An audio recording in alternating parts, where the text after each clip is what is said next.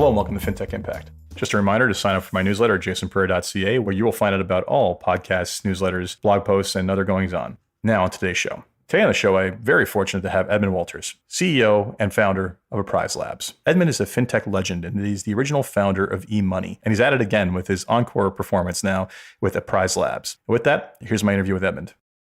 Good morning, Edmond. Good morning. Thanks for taking the time. You're welcome. So Edmond Walters, CEO of Apprise Labs. Tell us about Apprise Labs. Apprise Labs is my second company in the financial fintech space. I started it about 2 years ago. It launched about 2 months ago, and we started launching it with family offices and select RIAs in the United States. Excellent. So we are going to dive into the lengthy history that you have in this industry, and then, of course, what this second attempt to kick at the can looks like and why it's so impressive. So first off, Edmond, you're let's just say you're a bit of financial industry legendary in that you are the original founder, of course, of eMoney. Why don't you tell me about your history, both on before technology and in technology, and then what led to the creation of Apprise Labs? First of all, I was a financial advisor for about 17 years. I started right out of school. I went to Villanova, and the Monday after the Saturday I graduated, I was a financial advisor. I was a fee advisor that following Monday. I think I went through training for 2 months, and then after that, I was charging financial planning fees. I worked for a company called Kissel Tiffany, where we're dealing with business owners and high net worth people, and charging $5,000 fees to do advanced estate planning and business continuity planning. So that was my roots. I did that for almost 17 years, and at the end, I was traveling around the country helping people with their IPOs back in the dot-com days. It was at that time I realized that clients were asking for a single platform to see their assets from multiple advisors, and they wanted to see a consolidated view of their holdings. And that gave me the idea of going out and creating eMoney. And that's when I left my practice, left all my clients with my other partners, and that was the genesis of eMoney. So I started eMoney then. That was the idea of the single platform, the idea of holistic view. That was the idea of tying the balance sheet and having all the accounts aggregated and then pulling it through the balance sheet, the cash flow, the estate plan. And I did that for about 15 to 16 years, and I sold that to Fidelity Investments. I'd had 2 to 3 year hiatus that was mandatory by my contract. Rest until you vest? Yeah.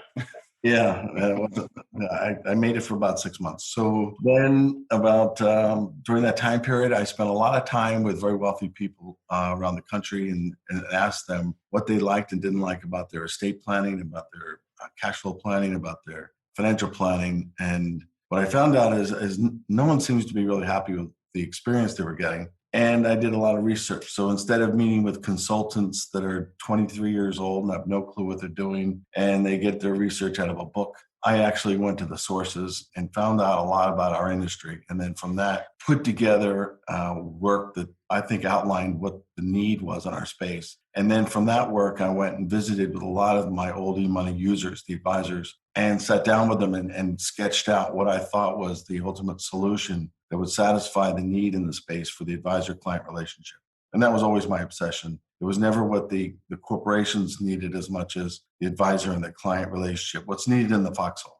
Excellent. Well, I mean, at the end of the day, that's the relationship that determines whether or not the client's going to stay with that advisor, or, what the level of success is going to be, is that interpersonal relationship. So, I mean, you were the first person to bring data aggregation to this industry, and now this is kind of the next evolution of that to some degree, in that you're actioning upon it, I'd say, differently. And I've gotten a look at the early demo, and I got to say, UI, basic functionality, fantastic. Very, very, very modern approach. So well done in that regard. But let's talk about this time, what's different. So eMoney, very successful platform, number 2 in the space, I believe, by most surveys I read. What does Apprise do differently than what eMoney did? Apprise is all about the experience, all about the advisor and the client, and how they're going to co-create and co-design. So I read a lot of articles now, and people are now starting to pick up on that term. In fact, the other night when I was sitting with my wife, I read an article and said, "What's the matter?" And I said, I can't believe I'm reading this now. It's disturbing because the people are now quoting co-create, co-design, and co-develop a plan with a client. And she says, "Why does it bother you?" I said, "Because I started that." In the last couple of years, I've been saying that as I was getting ready to roll out Apprise. And they're saying that, but they're not doing that. Apprise does that. It truly does that. It is a total collaborative experience, which, by the way, may not make compliance real excited. But the idea of this is you're doing a live design, you're doing a live presentation, and that's the risk I took. And that is what the client wants. And that was why it's so different. That's how it's so different than every other tool. You're going to be in a meeting with your client, and this whole risk I took, the whole purpose of this tool is to allow the advisor to show their value. And that's what was missing in this industry for all these years. We've been so handcuffed by compliance and by the enterprises that we had to have the presentation done weeks in advance. And it was one way. It was 1 to 2 to 3 to 4 to 5, and you had to present it this way. Whereas now we're taking some shackles off. We're going to put them in the presentation on touch screens or whatever kind of technology, and you're going to present. And if the client turns around and says, "No, Edmond, that's not 820,000, it's 860,000," we change it on the spot. "No, Edmond, I'm not going to sell that house for $1.4 million. I'm selling it for $1.2 million. Change it on the spot. "No, Edmond, I'm not going to buy a new house for $1.1 million. I'm going to buy a new house for $850,000. Change it on the spot." Let the advisor do what the advisor does best, and that is advise. Let the advisor show how good they are. Let the advisor free.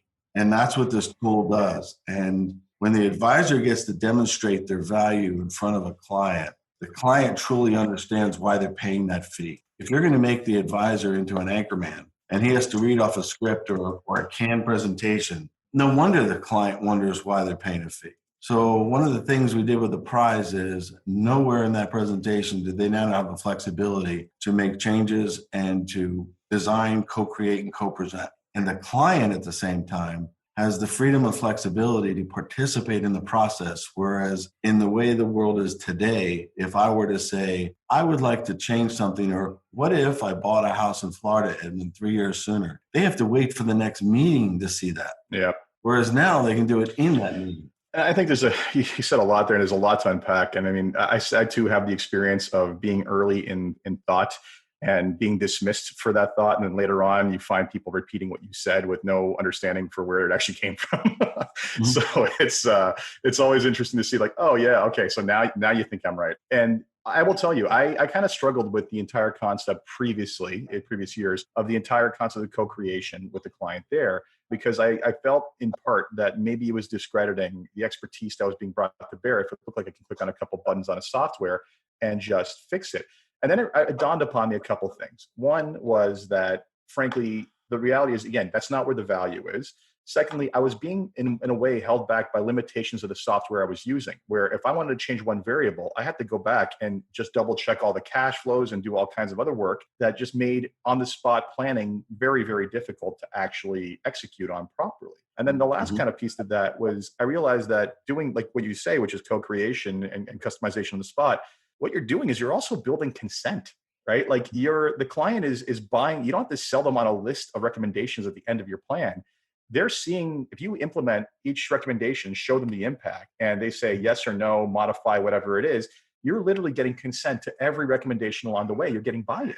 And that's far more powerful than here's a list of marching orders. So I'm right up there with you. And as for the UI, and as you said about being able to change anything, having seen the demo, oh my goodness, you are absolutely right. The ability to just click on a number and be like, whoops, that number's wrong, click, type it in from anywhere. That was probably one of my favorite UI aspects of what you implemented. So well done there. Yeah, and even on any box where there's numbers, to be able to click on the box and it validates what is inside that box and approves the number. That was important for the advisors too, for validation and the end client. But I think what you said in there as far as to keep the case moving, the momentum. The other part of our industry that's really hard is how long it takes to work a case. So to have a case that could take 9 months to 12 months, the client's timeline, it's too long for them. So they have other things in their lives. And when you start working a case, and especially estate planning, if you get in the estate planning section and you're trying to get them focused and to get wills and trusts, I think one of the reasons that 90% of people don't really have updated wills is they get distracted in their own lives where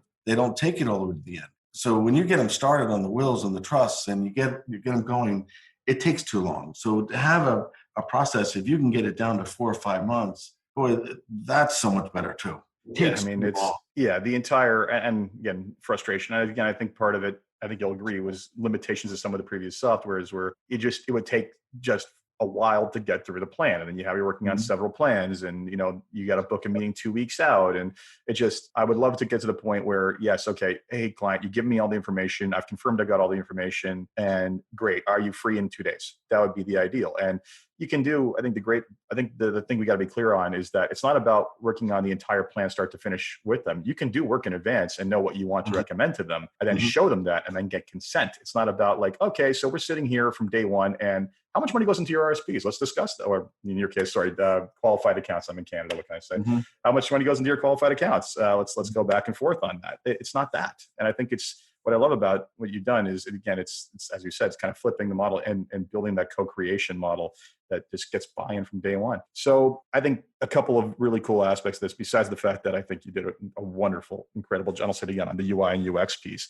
You simplified the interface of the application down to just a couple of tabs at the top. And I think done so very effectively without losing any of the horsepower to this thing. So care to walk through what the user experience looks like to basically onboard a client and service a client with this? Well, to onboard a client is really easy, other than aggregation's never easy. So that's one wild card.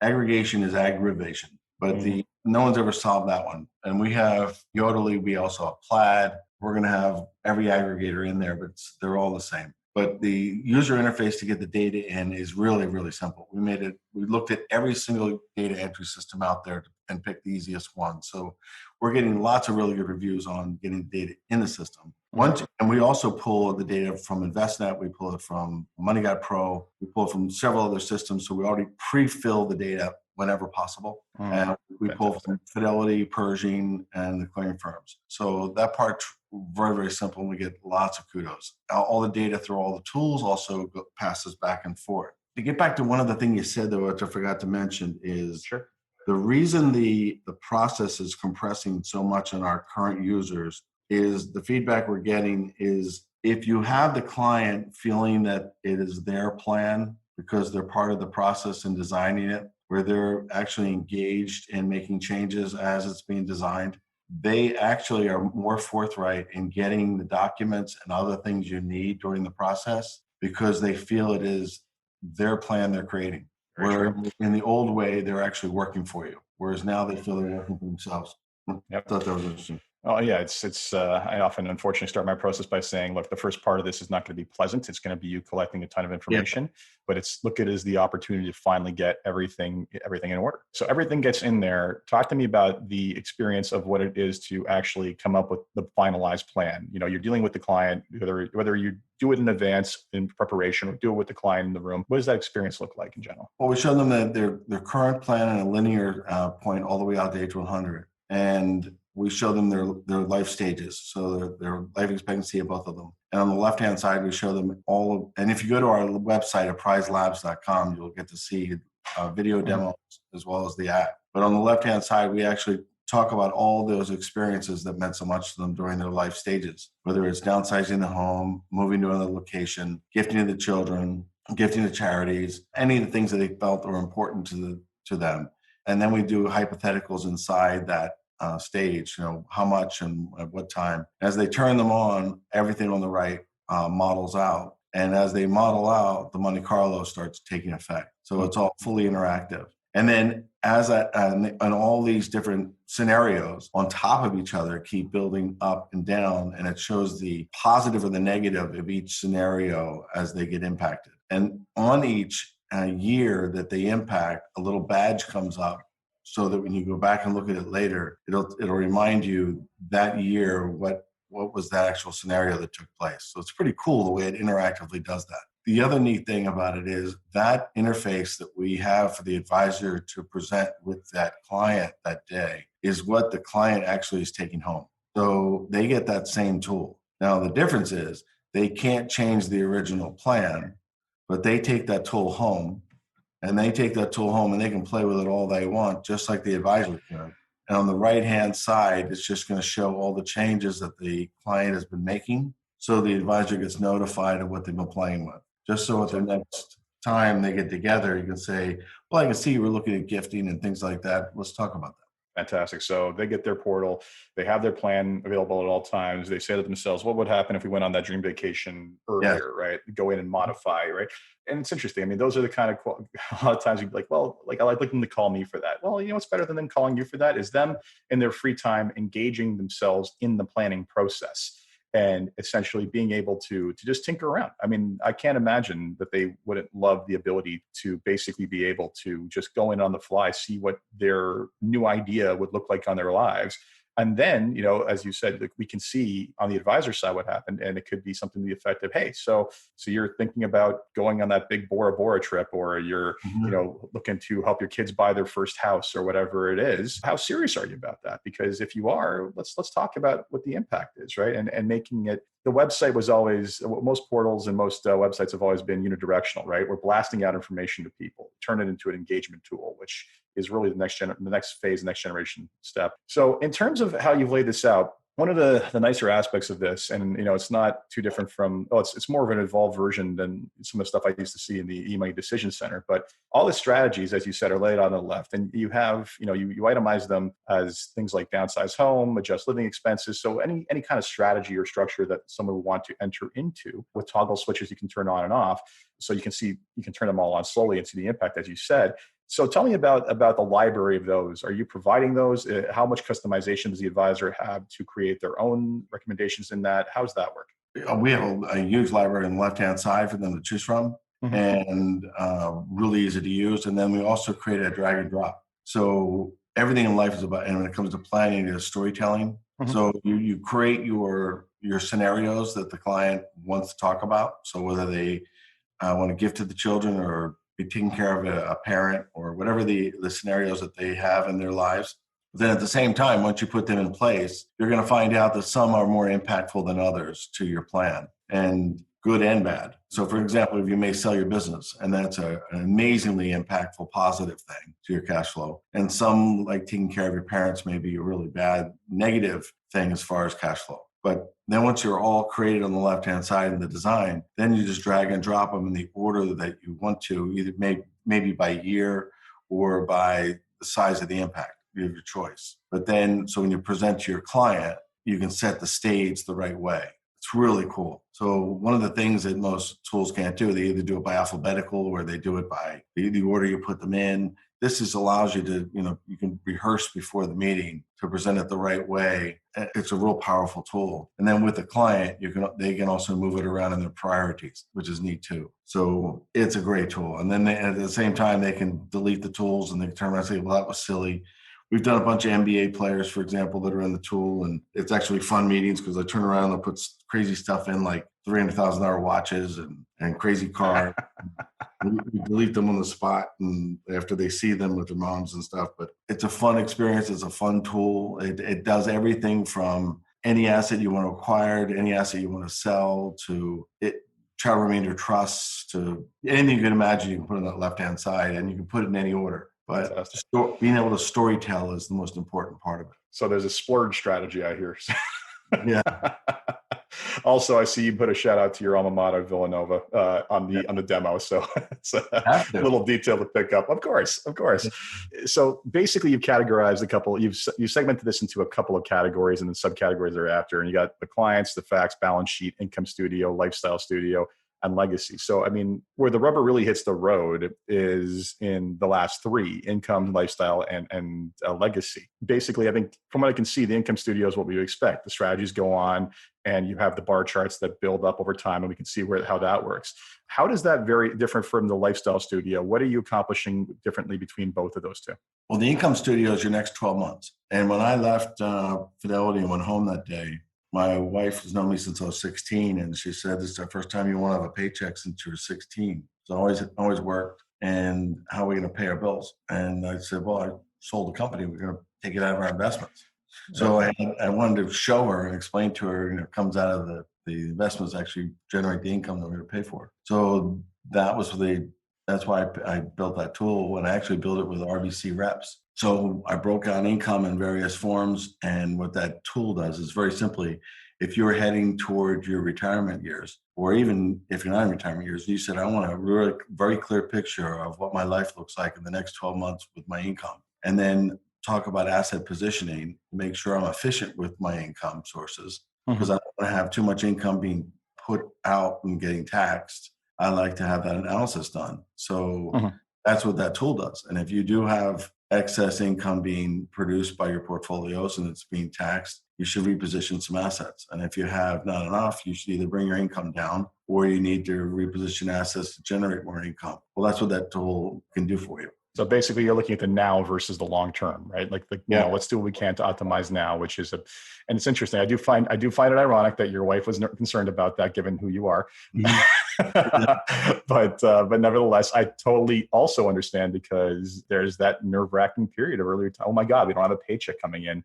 This is a whole new world to most people. So great. And then moving over to the lifestyle studio, that's your forward projections of the rest of your life, right? Yeah, and it's all the lifestyle and life stages you dream about, and all the things you like to do for other people and for charities. So they're all the big things. And can I do it without hurting myself or hurting the family? So really, I mean, income, lifestyle, and legacy studio should effectively be termed now, middle, end. Yeah, Right? exactly. And they're all tying together. So if you're doing Yeah. something like a shadow remainder trust, it affects the first, the second, and the third. Yeah. So let's talk about the legacy studio in particular. I mean, it looks like you built what I've seen, the most robust estate planning tool within a financial planning software I've seen thus far. Want to speak to why that was so important and what you're able to do with that, how that functions? It was hard. It was hard. 'Cause I think the number one reason people quit on estate planning is because they don't understand it and it's boring. And people don't do the right thing with their money because it is such a painful process. And estate lawyers are very, very boring. Mm, So I think we really need to do a good job in making something so complex be so clear. And mm, it's a really hard thing to do. So I found that out. I took us over a year to try to really just constantly bring it down to the basics. And the one thing that's most important in all of this is getting people to understand that good trust planning is not about trying to minimize your estate taxes. It's trying to do what's right for the family. And when I was right out of college and doing estate planning, everyone was doing trust planning to minimize the estate taxes and get Uncle Sam and put everything in a trust. The real trust planning is to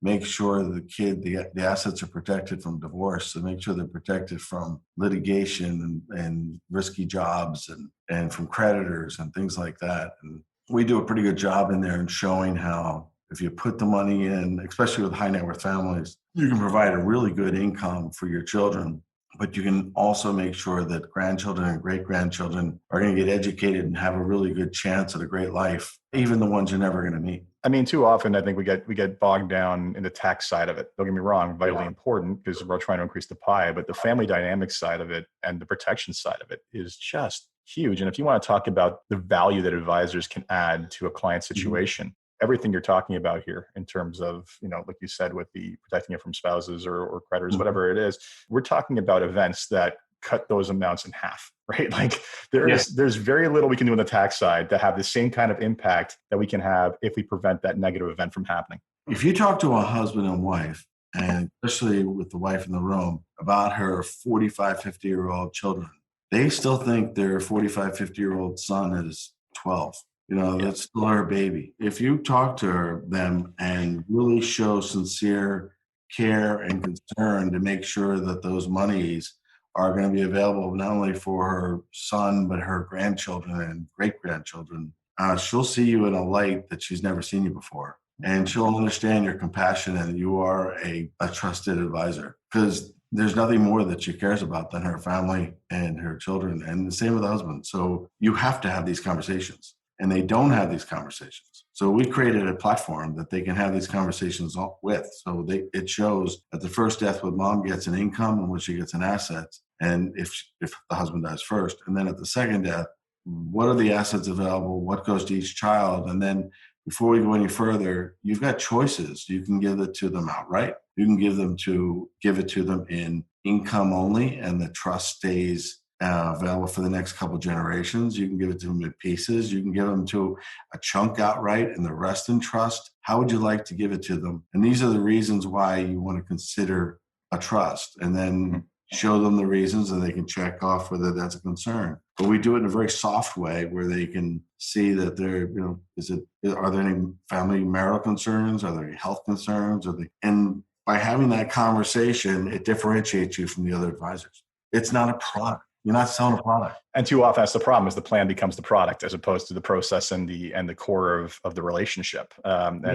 You've said it over and over again. You clearly hit upon it. The concept behind this was basically collaboration, communication, all of that. And I can't help but see how I liked the UI before and the UX before, but understanding where it came from, I totally understand how that design was informed by the concept. And I think you very effectively managed to lay that out in a very, if I was to look at this from the perspective of the client, it may not seem hyper technical like some other ones do, but that's the point. You laid this out very effectively and communicated what's going on very, very well. So kudos to that. Well done. Thank you. The last tab you basically have on here, and this is one that was announced more recently, is InvestNet Connect, which integrates into this platform. Care to talk about what that does and how that kind of supports the general philosophy of this platform? Yeah, I ran into this company about 3 or 4 years ago. One of the companies that's part of this, and it's a company called AdvisorStream, and it's run by a guy named Kevin Mulhern. And when I saw his product, actually, I had it be 4 years ago.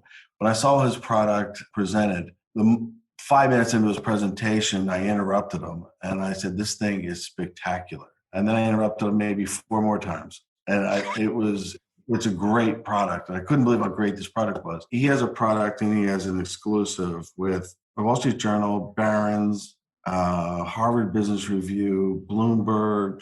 God, it's on and on and on. So it's all these amazing companies and no pop-up ads, no banners, nothing. And I said, God, this is just spectacular. If I could get my news this way and none of this far right, far left garbage and just clean. So I was like, this is great. So I went to see Judd Bergman and Bill Krager over at InvestNet. We're very good friends of mine. And I said, guys, at the time I had eMoney. And I was like, this is really a good product. You guys should look at it too. And then I referred them over to SEI and I referred them over to a couple other firms. And I don't even know why he did it. I just liked him. So I referred him to like tons of these companies and he got some of the business and we've become good friends since then. So recently, Bill Krager and I were together and I said, Bill, you know what? We should go back and look at this with Kevin. So Bill's really big proponent of wellness. And then Bill said, let's do something. So we came up with this idea and we put InvestNet Connect together. And the idea is, instead of an end user client having to go to a website to get their performance reports and to get information on their holdings and to get information on news regarding the world and to get another place to go look at your financial plan, and whether it's Money Guide or Apprise or anything else, why don't we just send it to them? They deserve that, like a newsletter. Why not make it a 21st century newsletter? So we modeled it and designed it for Bill, with Bill. And Bill approved and made some changes and would come down to my office, God, all the time. He'd sneak in and give his opinion constantly. And then we tweaked it. And then Bill said, that's a go. And then we finished it. It's about, we were going to show it and unveil it at the event right before the pandemic that InvestNet was having in Texas. And then it canceled. So we're unveiling it on June 10th or June 12th when Bill has his virtual meeting. And it is a combination of My Labs, InvestNet, and AdvisorStream. So what someone would get would be, and in Money Guide Pro. So what someone would get would be their performance reports embedded with all their content of all those periodicals that are relevant to them. So we send them out a text to the husband and wife. They answer 16 questions, 1 to 5, on relevant topics like arts and literature. How important is it? Taxes, business succession planning, the recession, all those kind of things.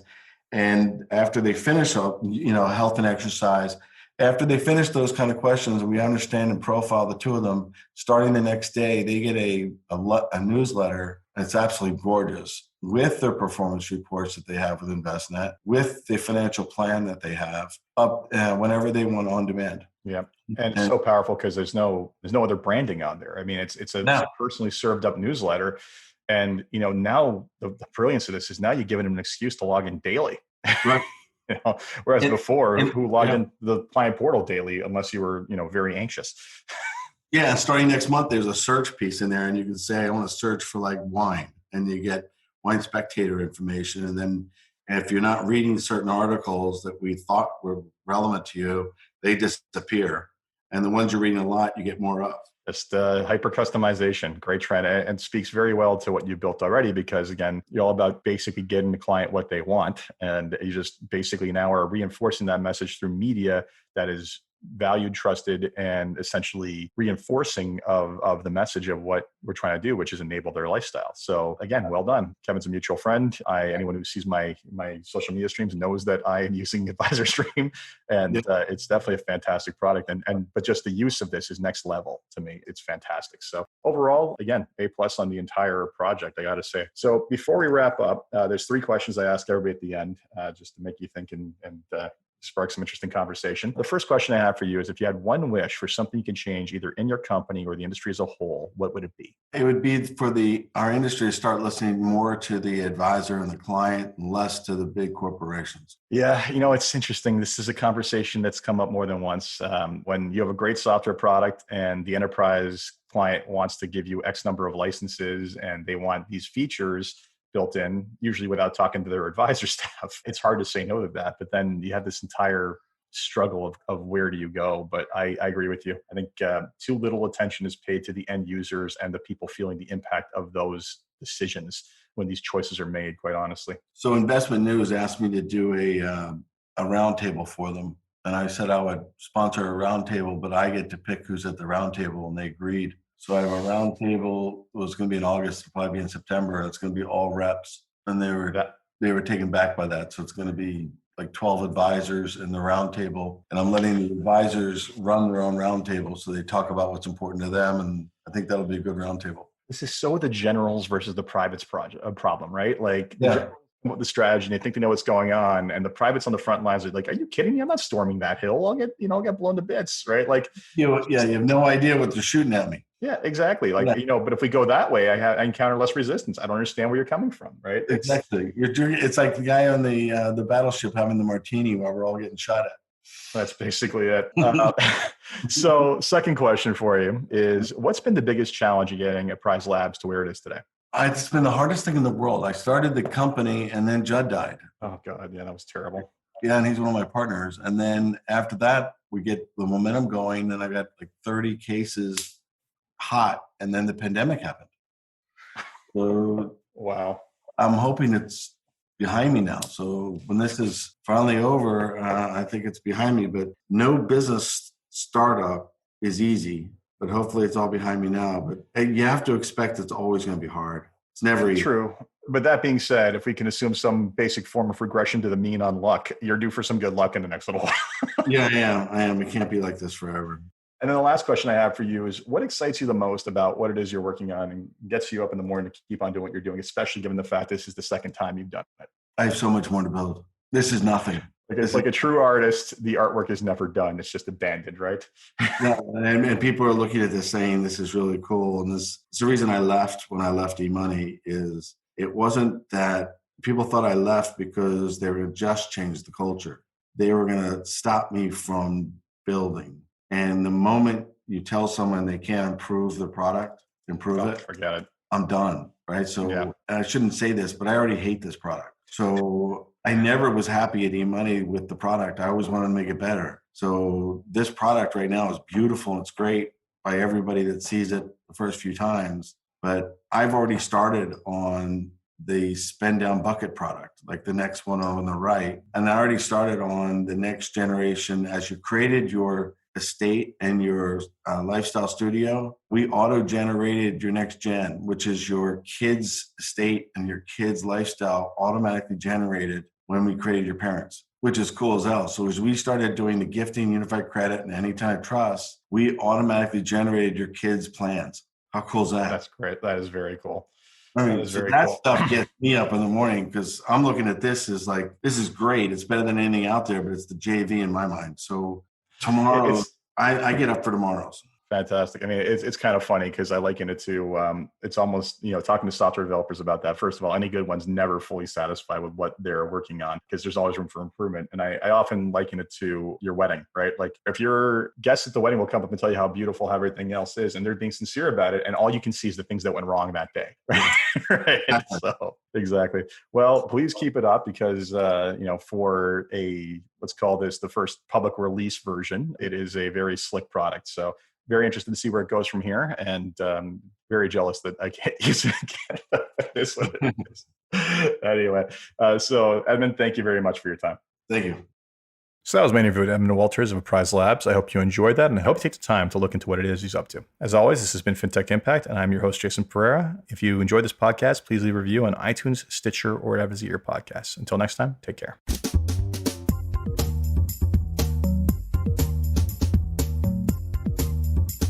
This podcast was brought to you by Woodgate Financial, an award-winning financial planning firm catering to high net worth individuals and their families. To learn more, go to woodgate.com. You can subscribe to this podcast on iTunes, Stitcher, and Google Play, or find more episodes at fintechimpact.co.